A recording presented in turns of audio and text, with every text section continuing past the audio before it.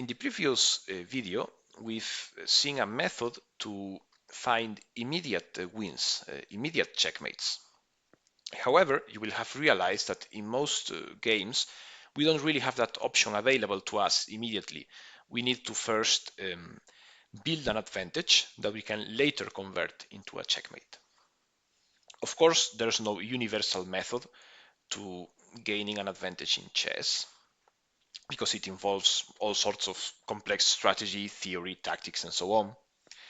But in many beginner games, you will see opportunities to capture hanging pieces. This means unprotected pieces.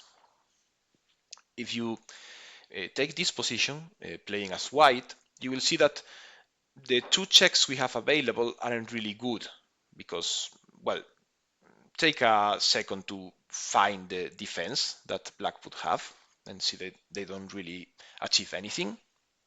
However, the rook can capture two enemy pieces. It can capture both of the enemy rooks. And it's important to find out which one is actually better for us. What should we be playing here in a real game?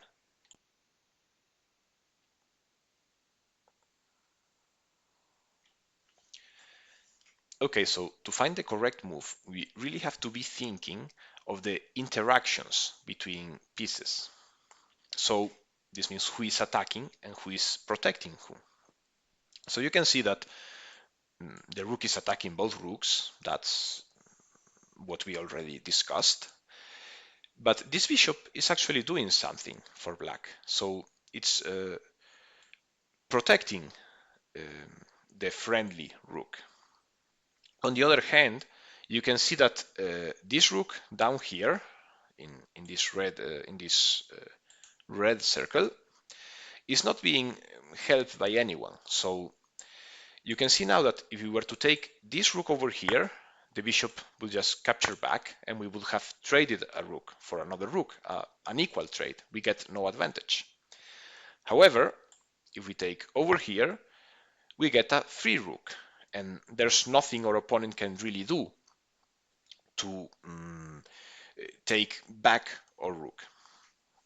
This is of course a very simple example, but you will see that in games we find this type of situation many different times. So it's important to have the skill to identify them. And that's what all the exercises in the description below will be for. We will give you a list of positions and you will try to find if there's a hanging piece, and in case there is, which one is and how can we capture it. So let's pick a bit of a more complicated example, because this doesn't really look like a real game. This is just an illustrative diagram to explain the concept. But let's move forward to the next one. So here we have a much more complicated position with many pieces on the board. Of course, if we were playing a real game, we wouldn't see this position in a fresh manner. So we would be already taking count of different interactions between pieces that we're building with each different move. We will see how it changes, who is now attacking and who is now protecting who. Here, we don't have the rest of the game, we only have this position, so we have to come with a fresh look at it and try to find all the interactions. And there's, of course, many of them. But your mission now with white will be trying to find a move that lets us take something without giving anything in return. And we can see that, well, the white pawns can't really capture anything. This knight over here, it's protecting his friend, but it's not really attacking any enemy piece. And neither are the rooks and king that are just sleeping in the back rank, so they aren't really attacking. So what are the moves we can actually do to capture something? And there are two possibilities here to take an enemy piece. One of them is a trade. In fact, it's actually a bad idea. And the other one is winning a piece. So if we take this bishop, we run into a problem because our queen would be a hanging piece. Our opponent would use his move to get back at us. We take one of his pieces, now he takes one of our pieces. However, if we take this hanging bishop over here, you can see that nobody is protecting the bishop. Now black can say, hey, I will get back at you, I will counterattack, I will take this knight. But you can see that it's protected. So we took a hanging piece over here, and black's response is only a trade. So we end up winning in all of this process of exchanging pieces. Let's now go to a third example. And here you can see that there are many possible trades. We will study the value of the pieces in a later chapter, so we can see which trades are favorable and which ones are not.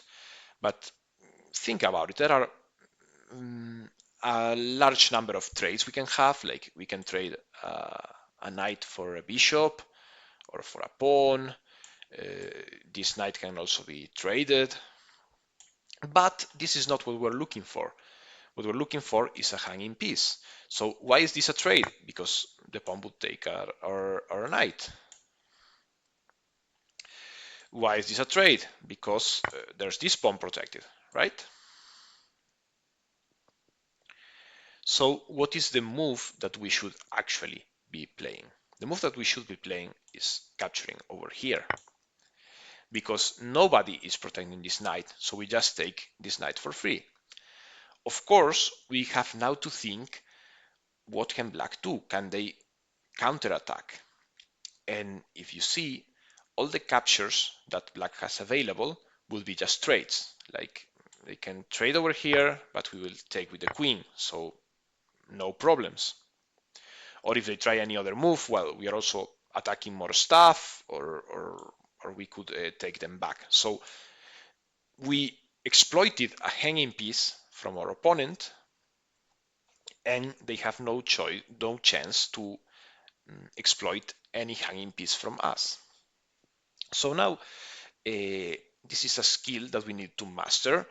This is far more common than the mating one we've seen before, even though of course a mating one is more decisive, so that's why both are important.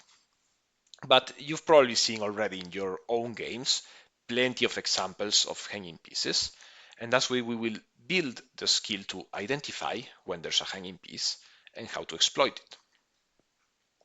This is like the chapter before, a very practical one.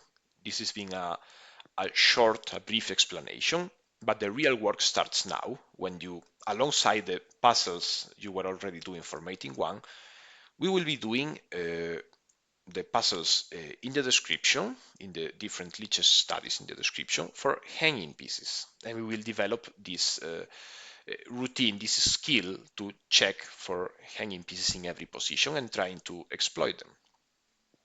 Once again, there will be easier examples, and later the difficulty will be building up.